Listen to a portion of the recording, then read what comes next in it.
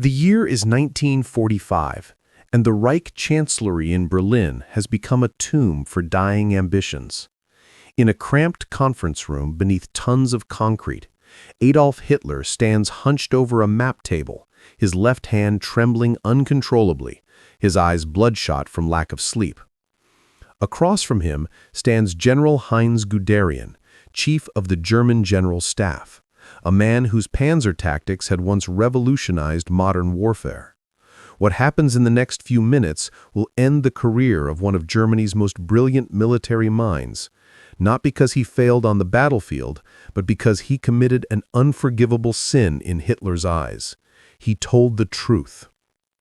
To understand this moment, we need to go back. Heinz Guderian wasn't just any general. In 1940, he was the architect of the Blitzkrieg that shattered France in 6 weeks. His book, Achtung, Panzer, had laid out the future of armored warfare before the war even began. He understood that tanks shouldn't be spread thin among infantry divisions, but concentrated into powerful spearheads that could tear through enemy lines. When other generals were still thinking about World War I tactics, Guderian was already living in the future of mechanized combat. Hitler loved him for it. In the early years, Guderian could do no wrong. His panzers had raced across Poland, swept through France, and driven deep into the Soviet Union. But that relationship began to crack in December 1941, outside Moscow, when Guderian made a decision that would haunt his career. With his troops freezing, undersupplied, and facing a massive Soviet counteroffensive, Guderian ordered a tactical withdrawal. It was the right military decision. His men were dying not from bullets, but from frostbite. Their tanks wouldn't start in the -40-degree weather, and the Red Army was throwing fresh Siberian divisions into the fight. But Hitler had issued a stand-fast order: no retreat, no withdrawal, hold every inch of ground. Hitler relieved Guderian of command. For 2 years, one of Germany's finest tactical minds sat on the sidelines while the war turned against Germany. But by 1943, the situation had become desperate enough that Hitler needed competent commanders, regardless of past disagreements. After the disaster at Stalingrad and the catastrophic defeat at Kursk, Hitler recalled Guderian, appointing him Inspector General of Armored Troops and later Chief of the General Staff. It seemed like a reconciliation, but it was really just necessity. Germany was losing, and Hitler needed men who knew how to fight. What Hitler didn't anticipate was that Guderian would refuse to lie to him. By early 1945, the situation on the Eastern Front had become apocalyptic. The Red Army had steamrolled through Poland and was now approaching the Oder River, less than 50 miles from Berlin. In the West, American and British forces had recovered from the Battle of the Bulge and were pushing toward the Rhine. Germany was being crushed in a vice, and everyone except Hitler seemed to understand that the war was lost. But in Hitler's bunker, reality had become optional. The Führer spent hours moving around phantom divisions on maps, planning counteroffensives with armies that barely existed, and talking about wonder weapons that would turn the tide. Officers who attended these conferences described them as descents into madness, where Hitler would rage for hours about betrayal and cowardice, blaming everyone except himself for Germany's collapse. Generals learned to nod, agree, and then quietly try to salvage what they could when they returned to their commands. Guderian couldn't do it. His personality wouldn't allow it. He was a soldier, not a courtier. And he had watched too many good men die in pointless battles ordered by a leader who refused to accept reality. The breaking point came in February 1945, and it centered on a place most people had never heard of, the Pomeranian bridgehead. The situation was straightforward from a military perspective. The Red Army had advanced through Poland and created a bulge in the German lines in Pomerania, the region along the Baltic coast. Hitler had ordered forces to be diverted to attack the flanks of this bulge, convinced that a counteroffensive could cut off the Soviet spearheads and create another Stalingrad, but in reverse. It was a fantasy. The Germans didn't have the troops, the fuel, the ammunition, or the air cover to launch successful offensive operations. What they needed to do was consolidate their forces, create a shorter, more defensible line, and try to hold on long enough to negotiate some kind of peace that might save something from the wreckage. Guderian couldn't do it. His personality wouldn't allow it. He was a soldier, not a courtier, and he had watched too many good men die in pointless battles ordered by a leader who refused to accept reality. The breaking point came in February 1945, and it centered on a place most people had never heard of, the Pomeranian bridgehead. The situation was straightforward from a military perspective. The Red Army had advanced through Poland and created a bulge in the German lines in Pomerania, the region along the Baltic coast. Hitler had ordered forces to be diverted to attack the flanks of this bulge, convinced that a counteroffensive could cut off the Soviet spearheads and create another Stalingrad, but in reverse. It was a fantasy. The Germans didn't have the troops, the fuel, the ammunition, or the air cover to launch successful offensive operations. What they needed to do was consolidate their forces, create a shorter, more defensible line, and try to hold on long enough to negotiate some kind of peace that might save something from the wreckage. Guderian tried to explain this to Hitler, not once, but repeatedly. He brought detailed reports showing the actual strength of German units versus what Hitler believed they were. He presented intelligence on Soviet forces, demonstrating that any counteroffensive would simply feed more German soldiers into the meat grinder. He argued that every day spent on Hitler's fantasy offensives was a day that could have been used to strengthen the defense of Berlin itself. Hitler didn't want to hear it. In conference after conference, he dismissed Guderian's reports, accused him of defeatism, and insisted that willpower could overcome material disadvantages. This had been Hitler's method throughout the war. Whenever generals brought bad news, he would attack their character, question their loyalty, and insist that belief in victory was more important than logistics, training, or numerical superiority. It had worked in the early years when Germany was winning, but now it was leading to catastrophe. The final confrontation happened on February 13, 1945. Guderian arrived at the Reich Chancellery for the afternoon conference with yet another report on the deteriorating situation. Present in the room were other military leaders, Nazi party officials, and various staff members. Hitler began the conference by outlining his plans for another counteroffensive, this time in the southeast. Guderian listened, his jaw clenched, as Hitler described moving divisions that barely existed and achieving breakthroughs with forces that couldn't even maintain their current positions. When Hitler finished, Guderian spoke. Witnesses later described what happened next as one of the most dramatic confrontations of the entire war.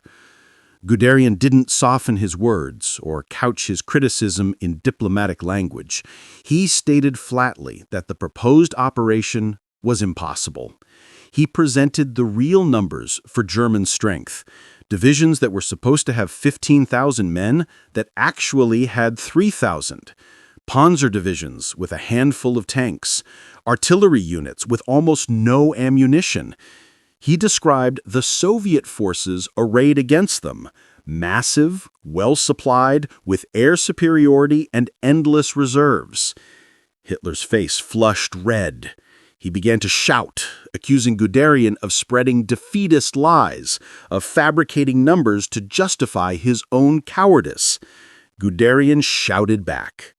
In a room where everyone else had learned to remain silent when Hitler raged, Guderian stood his ground and raised his voice.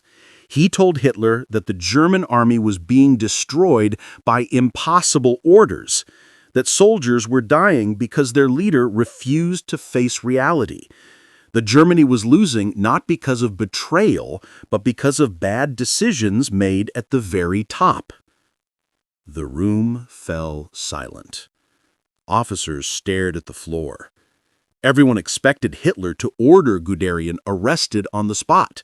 Summary executions for far less had become common. But Hitler didn't order his arrest. Instead, he did something perhaps more revealing. He turned away from Guderian and simply continued the conference as if the general had never spoken, issuing orders for the fantasy offensive that would never materialize. But Hitler hadn't forgotten. A few weeks later, on March 28, 1945, Guderian was summoned to another conference. The pretext was a disagreement over the defense of a position called the Frankfurt-on-Oder bridgehead. But everyone knew what was really happening. Hitler had decided that Guderian had to go. In front of the assembled officers, Hitler told Guderian that he was relieved of his duties as chief of the general staff, effective immediately. The official reason was health. Guderian needed rest, Hitler said with false concern. A 6-week leave would do him good. It was a dismissal, and everyone in the room knew it. Germany had 6 weeks left before total collapse. The 6-week medical leave was simply a face-saving way to fire a general who had become intolerable because he insisted on dealing with facts instead of fantasies. Guderian saluted, turned on his heel, and walked out of Hitler's presence for the last time. He would never return. Hitler would be dead in 5 weeks, Berlin would fall, and Germany would surrender unconditionally.